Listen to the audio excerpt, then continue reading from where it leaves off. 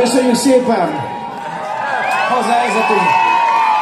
Sok számot írtunk össze itt a végére, és kevés idő maradt, úgyhogy most már nem pofázok, elköszönöm tőletek, azt aztán csak játszunk. Így tudjátok 10-ig be kell fejezni. Különben a szomszédban a diákok nem tudnak aludni. Na! Szóval. Úgyhogy még egyszer nagyon szépen köszönjük. Még a YouTube-on is elkövetett. Játszok.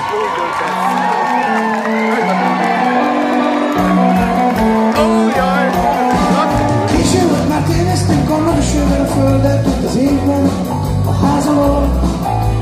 Mentök sokan keresni, mondtad elég keresni, hát csak itt bujkál. Wow, wow, mit jól lesz néha.